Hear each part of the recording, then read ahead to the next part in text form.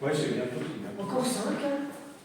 On va revoir donc la chaise à défense avec chaise face à un couteau, voir bien ce qui est envisageable avec cet outil-là, voir si c'est faisable ou non faisable, sous quelles conditions. Alors souvent on propose des défenses avec chaise, par exemple avec ce type de produit, voilà, pas obligatoirement ça, mais avec des pieds pointus de chaque côté, ce genre de choses. Ou avec des chaises d'écolier, par exemple. On voit souvent ce genre de vidéos-là. Nous, dans notre vie de tous les jours, on a plus de chances de trouver des chaises pour se défendre éventuellement sur une agression. C'est dans un milieu professionnel, par exemple, les restaurants, les bars, les collectivités, les choses comme ça. Ou pourquoi, par exemple, les hôpitaux. Et il va y avoir une grosse différence sur ces produits-là. Si on prend ce genre de produit, ce genre de chaise, eh bien, ça va être souvent des produits de qualité. Et ça va être des produits qui vont être assez lourds, souvent. Et ça change un petit peu comment on peut utiliser une chaise, parce que le gabarit, la force de la personne, eh bien, obligatoirement, elle va rentrer en compte là-dessus. Donc ce qui peut être éventuellement intéressant dans de rares cas pour certaines personnes, pour des gens plutôt lambda, de stature lambda, de corpulence lambda, ça peut être compliqué. Donc tiens, viens avec moi, s'il te plaît. Prends la chaise. Ah, je sais pas ce qu'il voit déjà. Par exemple, si elle veut me frapper avec la chaise, il va y avoir une première problématique, c'est qu'elle va être obligée d'armer très large. Ah. Obligatoirement, si elle veut avoir de la puissance sur le coup, il va falloir qu'elle arme. Parce que si elle prend que ça d'amplitude, il n'y aura jamais de patate.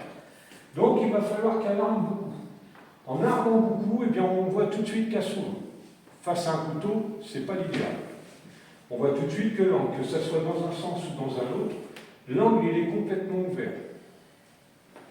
La deuxième chose qu'on propose quelquefois, c'est d'être offensif, d'aller piquer vers l'avant. On se rend compte que tout de suite, ça peut être saisi, ça peut être saisi. Et la problématique qui se pose, c'est qu'une fois que ça c'est saisi, eh bien, on est dans un jeu de force contre force. Si on est un gabarit standard, pas une personne hyper athlétique, c'est souvent celui qui a le couteau qui va gagner. Très, très, très souvent. Et donc, ça reste très problématique d'utiliser ça.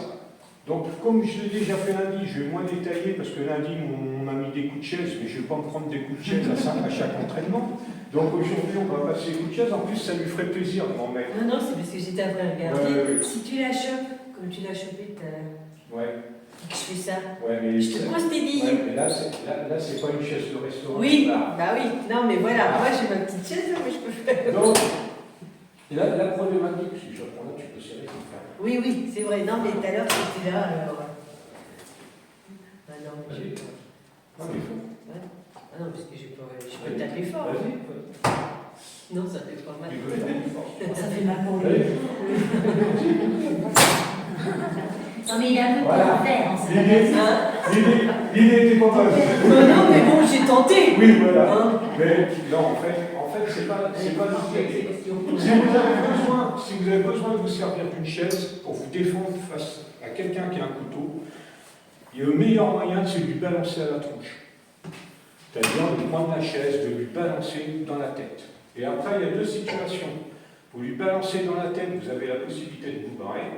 Et la deuxième situation, vous n'avez pas la possibilité. Peut-être parce que vous êtes avec vos enfants, peut-être parce que vous devez défendre votre mari parce qu'il est face à un couteau, il est tétanisé, mais ça peut arriver. Si la personne ne s'est jamais confrontée à un couteau, elle peut être complètement tétanisée par le fait qu'il y a quelqu'un qui la menace.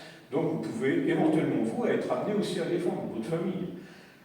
Donc l'idéal, si vous avez à la défendre et que vous devez prendre une chaise pour vous défendre, c'est de lui balancer et de rentrer pour frapper. Si vous êtes seul, vous balancez et vous essayez de tirer si vous pouvez tirer, vous tirez. Si ce n'est pas le cas, vous devez balancer la chaise et rentrer à la frappe. Il y en a qui proposent de balancer la chaise et de se focaliser sur le bras qui tient le couteau. La problématique qu'il y a, c'est qu'on retourne encore sur du force contre force. Donc si c'est vous qui êtes le plus faible, vous êtes tenté de partout. Donc important, L'idéal, en protection ou en offensive, c'est pas l'idéal. Ce qu'il faut retenir, c'est on balance la chaise dans la tronche. Si on peut se tirer, on se tire. Si on ne peut pas se tirer, on en profite pour entrer et pour le dégommer. Et on s'occupe du couteau une fois qu'il a pris des parpaings. Là, éventuellement, on peut. Mais le temps qu'il n'a pas pris de parpaing, on ne va pas force contre force. Parce que dans la grande majorité des cas, vous allez être tué. D'accord?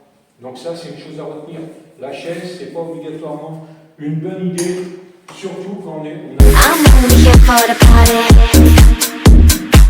the sound, the vibe. I'm only here for the party.